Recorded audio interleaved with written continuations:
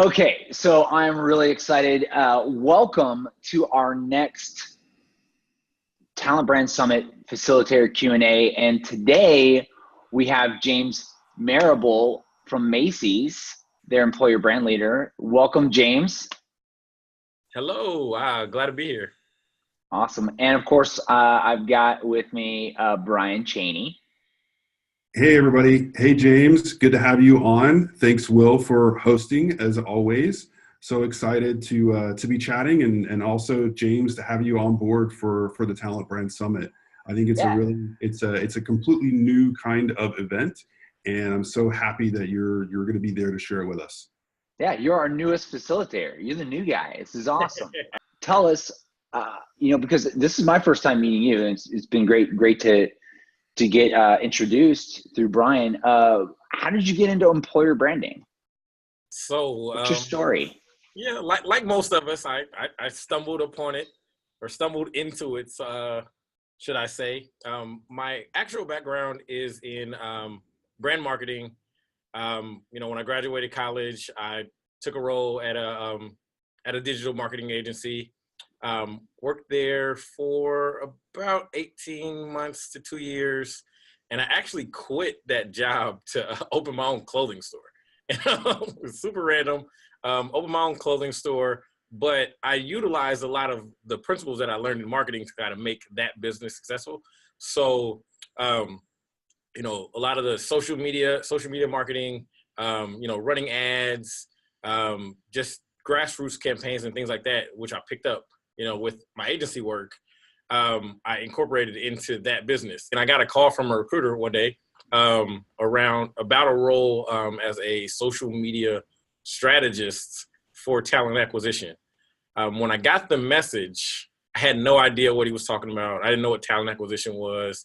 But I just saw social media. I saw Macy's and said, hey, why not? I had been running my store for about 3.5 years at the time.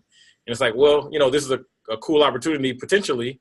Let's learn a little bit about it. And, I had a conversation, which led to another conversation, which led to an actual interview. I met my VP, and, a month or so later, I'm here at Macy's. I can remember literally for my first month of work, I actually sourced and did sent emails. My director at the time, he really wanted me to understand what a recruiter actually did for a living. So that really helped in starting to formalize our social media program, which didn't exist at the time. So it's literally taking the Macy's name and the Macy's employer brand, which didn't exist literally at the time, and trying to create something in the social media space. 4 years later, here I am as an overall employer brand manager. So it went from, social strategy into coming up with in-store marketing materials to learning how to produce videos for us as a company as a whole. I guess as the TA team, which I'm attached to, grew, my role grew. So, here we are, and I'm in charge of literally, the entire brand now. So it's not just a social thing. It's really more about, how do we want people to think about work at Macy's? And that's my product. That's great. James, I love your story. I can relate. I didn't know you owned a clothing store. Yeah. So I can really talk about this forever. But the reason that really stuck out to me is because I used to own a clothing store. And that's how I put myself through college in the background as well, like a little vintage clothing. So what kind of clothing did you do? It was, we did graphic tees, hoodies, jackets. So it started out, I had a t-shirt line when I was in college, and I was selling online, and I ran that and owned that from 2010 to 2016. So it was a good run. That's great. Yeah. I mean, that's so interesting. It's interesting to hear a lot of our facilitators' backgrounds, and some of the things that are really kind of starting to connect for me is they typically had a lot of different types of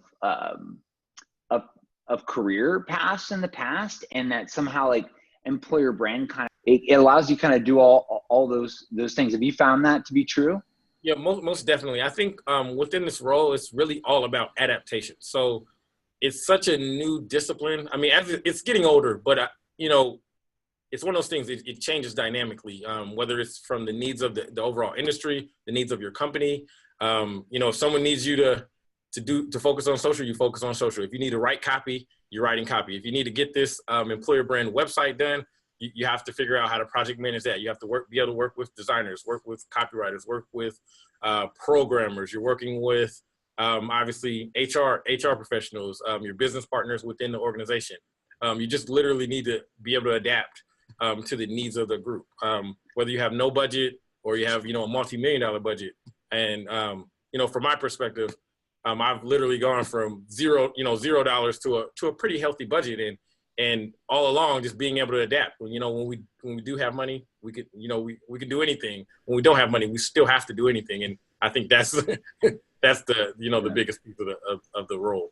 That's the kicker, right? So you think about how you have to be entrepreneurial. You have to think like almost like a business owner, because a business owner has to be the CEO of everything. And so you have all these different pieces that you have to pull together, especially like you said, when times are lean and you don't have a budget, you're still held accountable to get things done. So getting really creative, tapping people on the shoulder in marketing or in other departments, asking for help. Absolutely. Totally makes sense. I'm curious, as you went down that path, how did you reset those expectations of what you were doing as a social manager to employer brand manager? Like, how did you walk down that path with your boss? So for me, it's all about, it's really about being the expert. Whether it's from a social piece or a branding piece, it's being able to come to the table with new ideas, with new ways of thinking about things, with being able to, you know, encapsulate what's going on within the business and how, you know, you can take one concept and one idea and to move it into the next phase, the next iteration. So again, when we started with social, you know, I'm just sharing articles and doing some social listening and talking to people on, you know, on Twitter or whatnot. But then from that perspective, or from that stage, then it went into, well, I need graphics for this. Can I work with an agency? No, we don't have any money. Okay, can you give me Photoshop on my computer? I actually had, you know, I had graphic design background. So, you know, I began working on my own ads or my own designs, my own graphics, just trying to figure out what you need, what you absolutely need, what's a nice to have, you know, again, how you're thinking about the work. Are we going from, you know, I'm educating, you know, HR partners or just my talent acquisition partners on, you know, just the concept of branding, what it means. I think it's just being able to tell that story and let people know, you know, what is value and how, you know, doing this extra piece of whatever the work is, will affect the bottom line. Because at the end of the day, it's all about getting hires. And for me, you know, this person with this marketing background, this creative background, you know, I'm all, you know, in my head, it's more about, let's get the best work. We want to tell this story. We want, you know, this beautiful video. We want this great music. We want this authentic story that we're telling. But at the same time, a recruiter is just saying, hey, I just need to get this person in the door. We need to get them to a hiring manager. We need to get them in here and working. So being able to merge the two and to let that person know that in order to get this hire, you need to build this level of attraction, which starts, you know, at point A to point B to point C and to our end goal. So I think that's really been my way of kind of growing within my role and to take it beyond what it initially, the narrow scope of what it originally was. That's great. And sorry to interrupt you, Will. I was just going to say, it's like, as we think about the expectations and the career paths and how there's a whole lot of overlap in the needs, you know, part of that is just thinking about how the teams are built globally and speaking of teams, you know, over time, you've got a lot of experience understanding how those expectations change. I want to talk to you about the event that's coming up and the roundtable that you're going to be facilitating. I would love to get kind of your take on it, because it's actually around team structure. What gets you excited about thinking about the career path and how the teams are formed? From my perspective, and what I really want to be able to impart, at our roundtable, is really more around just being open. So when building out a team, or if you're a one man shop, or if it's 15 of you guys, it's really all about identifying who can do what and aligning yourself with leaders within the group.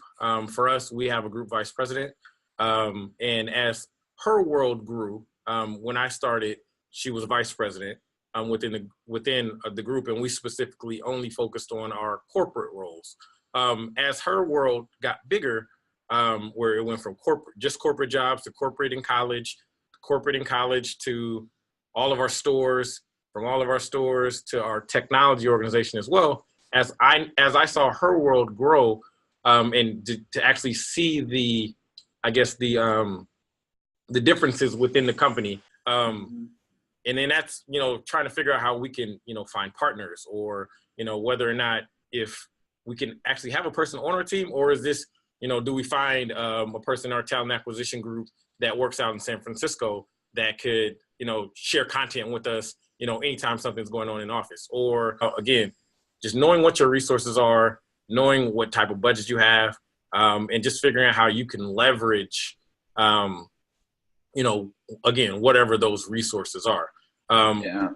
I love it. Like, I think this is a really interesting topic, and one that's hit a lot of people, because a lot of companies that don't even have a dedicated resources, but the ones that do, what you start to quickly find out is, like you said with your VP, her needs changed as her responsibilities grew, and therefore what they're needing out of the employer brand team supporting them starts to change, right? And then you get so full up, and the biggest thing you need is content. So like for me, the first thing I hired was like a video production intern, right? And then it was like, okay, I got to focus on strategy. Now I need someone to do the community side. So I needed like a community manager, right? And but what I'd love to know is, like, how did you kind of sell that? Like, what's your team look like now compared to when you started, and how do you ask for headcount and show ROI of that? Yeah, so when I started, there was no team. There was literally me as a social media strategist. I reported to a director of talent acquisition. Yeah. There was no budget. There was no nothing. But as time progressed, again, it was me noticing that our world was changing, and there were more responsibilities. There were more pieces of the company that needed attention, so to speak. But originally, I had got an intern for just the summer. Then we got a coordinator. Then we got another manager. So, over time, the team, it builds out because of the conversations and being able to show the work. Because a lot of times what I see when talking to a person that's not in, this field or with a marketing or creative background is, they don't actually know what goes into it. When someone says, hey, I need a campaign for, this role type on, on LinkedIn or whatever, they don't necessarily know what it means to actually start a campaign. They think that you just push a button and it just happens. So you have to really be able to kind of explain the process and say where, the pain points are, where things may take the most time, and how someone can help you along with this process if you had this other person to work with. That's great. Yeah, so thinking about the teams, how they all fit together, everybody who comes to the Talent Brand Summit, they're going to be facing different challenges, right? And so I'm curious, as we think about the role that you're going to play as facilitator, and all these people with different backgrounds who do what we do, what are you most excited to learn at the event? To be honest, I just want to see how everyone else works. Which teams are out here, or which person is out here, running its own show, what his or her struggles may be, where they found successes. It's just as much as I want to be able to impart, some knowledge on another person, I want to learn as well. And I think that, being able to, sit down with a group of like-minded individuals that are in the same field, there's just a wealth of knowledge that I know that, will be able to come out of these sessions. Yeah, I think it's just awesome that employer branding is finally gotten to this point where, you know, we have companies like Whole Foods, Southwest Airlines, Appian, Yeti, like Red Hat, SAP, Blizzard, HomeAway, like all these companies have teams dedicated to this now. It's just awesome because I know when we all started this, right? Like that's not how it was. And it's kind of cool. And like, there is no other event out there right now where it's just like for employer brand practitioners by employer brand practitioners all coming together to just put their game plans on the table and help each other out. And I think that's what we're looking to do. So we are super excited to have you as a part of this and for the event coming up in June. And thank you so much for your time today. We'll see you soon. Yeah, most definitely. Thanks for having me. I can't wait to see you guys in Austin. Thanks, James. Awesome. We'll see you with a tomahawk in your hand right around June 14th. All right. See you. Awesome. Later, guys. All right. Bye.